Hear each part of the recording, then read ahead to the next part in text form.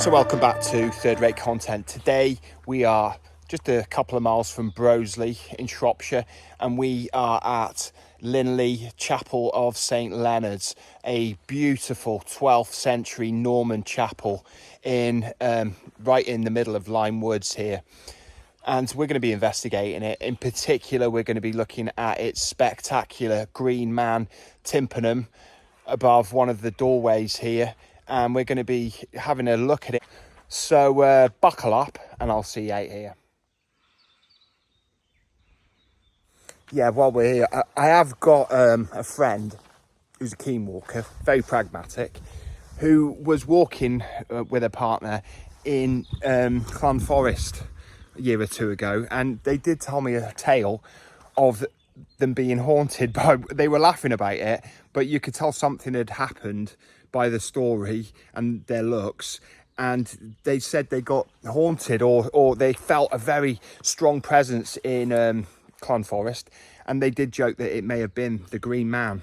So we're going to be looking at the Green Man today and talking about the legends of Wild Edric and how Wild Edric could have possibly overlaid an older legend or an older spirit or force of the forest that is kind of memorialised in the tympanum here and in other such things around Shropshire, which we're going to be looking at more of as we go forward with Third Rate Content.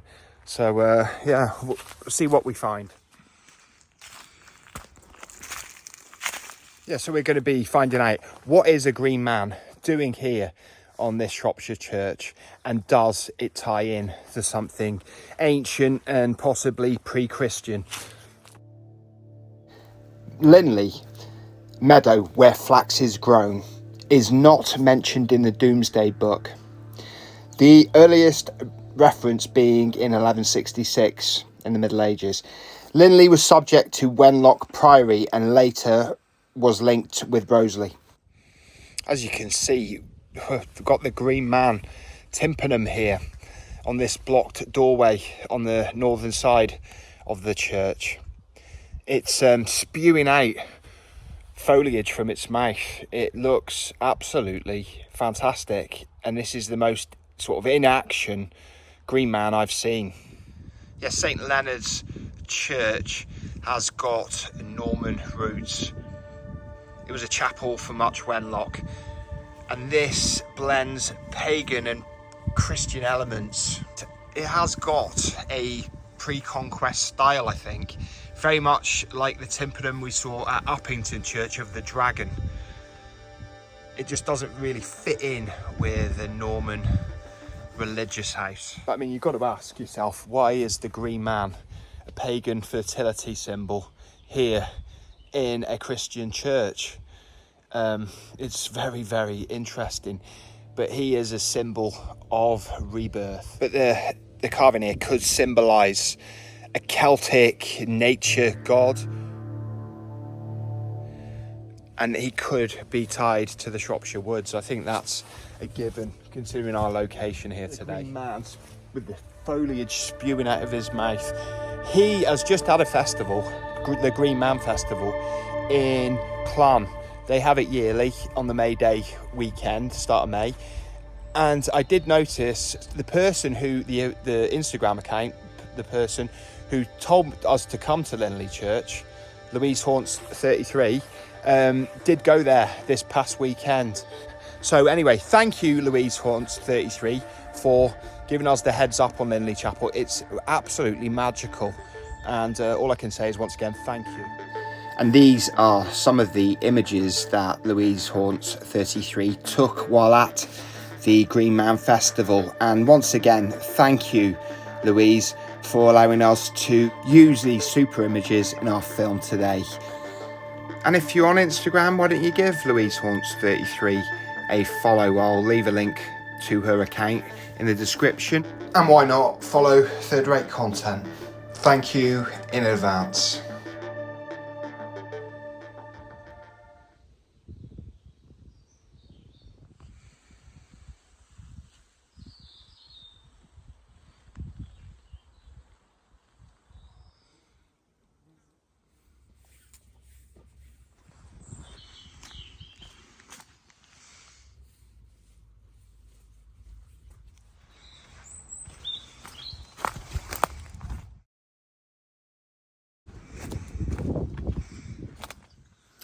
The belfry of the late Norman tower has paired round-headed windows, and these carved heads are in the Kilpeck style.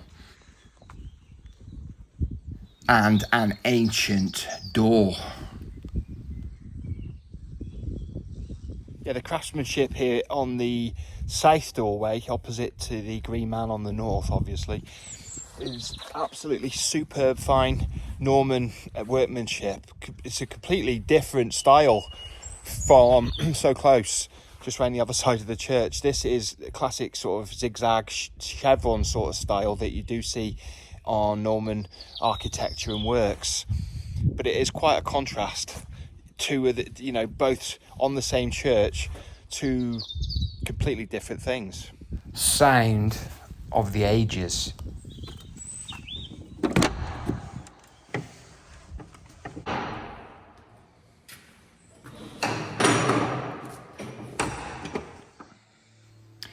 The half columns supporting the tower arch have capitals elaborately carved with scrolls and nail heads.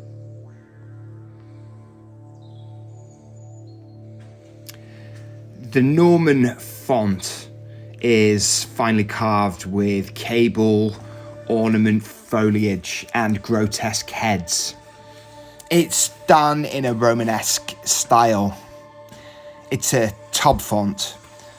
It's got cable moulding and demonic masks. They're spewing medallions, and they do echo the Green Man's foliage motif, I think you'll agree. Again, it's pagan-like imagery, and I do think with it being a font and christenings being carried out here, that it also mirrors the rebirth themes of the Green Man.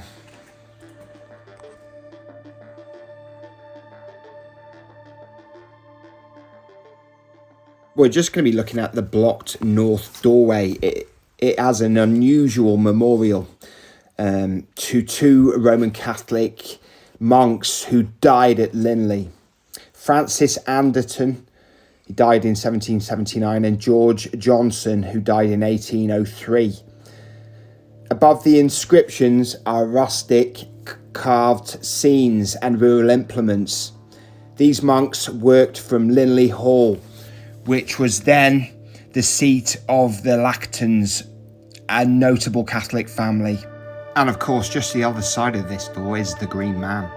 And I do find it interesting that both the Green Man tympanum and the Dragon tympanum from Uppington are on blocked north doorways, and the memorial for the Catholic priests is on a blocked north interior doorway.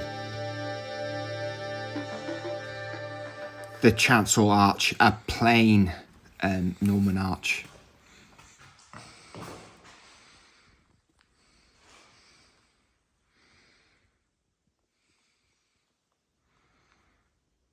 Yeah, I thought I'd tie Wild Edric into today's video. We've been mentioning him a bit recently because of the Green Man and the fact we're in Limewoods and Shropshire.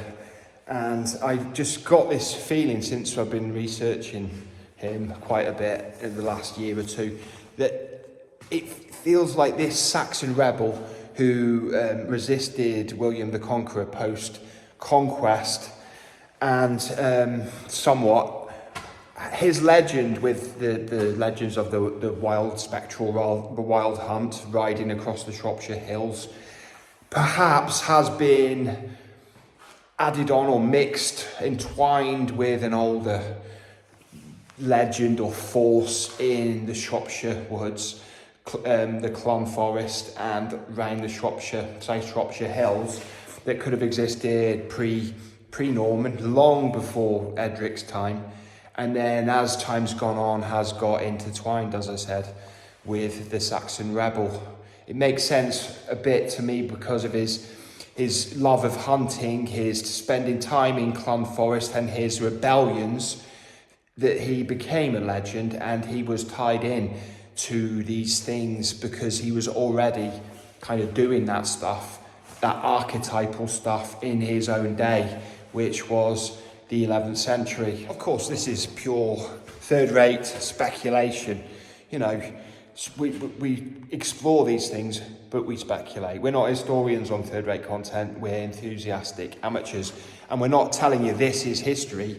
We are just looking at things with our own angle, and we're not promising any definitive answers like real historians, or we're not pretending we are something special or something establishment or something qualified.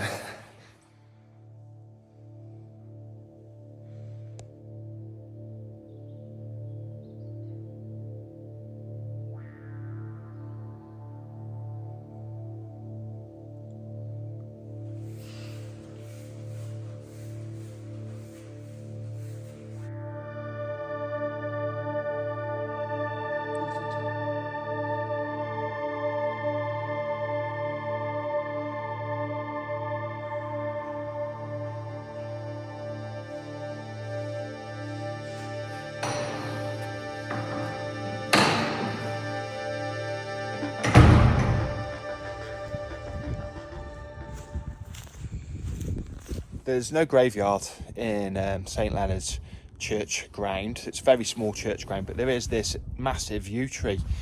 Again, I say it over and over and over again, signifying possible pre-Christian use. It's a big yew tree, but it's very interesting with lime forest, the lime forest all around us. It does feel very mystical and wooded, and like we would have been in a forest in this church's heyday for miles around. I'm sure the fields that we can see very close to us would not have been so manicured and developed as agricultural, industrial agricultural sites, so to speak, in the Saxon time of Wild Edric. And it was said to be a glade like this where Edric met his wife of the Fae, Godda, the Lady Godda. So thank you for joining us today on Third Rate Content. It's been an absolutely brilliant explore. This is an amazing church, and I've thoroughly enjoyed investigating it and exploring it. I hope you all have too. And I just want to say another big thank you to Louise Haunts33 over on Instagram for giving us the heads up on this place. Thank you, Louise. But if, just watching out for bluebells, by the way, they're everywhere, as you might have seen, but I do not step on them. But if you did enjoy today's visit, why don't you give us a like? Why don't you subscribe if you haven't already? But thank you if you have. And why don't you hit the notification bell and have a comment if you've got anything to say about today's adventure. And also, why don't you follow us on Instagram? We're on there every day, new content. It's a whole slightly different way of taking in our content, because a lot of it is stills from videos we've taken, photos we've taken while we're on site, and plenty of other stuff, reels, all kinds. So if I don't see you on YouTube, I'll see you on Instagram. But like I say, we've got many adventures lined up. Loads people have been asking us to go loads of places lately on Third Rate Content, which I love that participation. I love the ideas, and sometimes I haven't even heard of some of these places, so that's all good. And I'm making a big list, and I'm going to get to as many as I can in the upcoming months. So if I don't see you soon, I'll see you 3 times as soon. Third Rate Content signing out. Bye bye.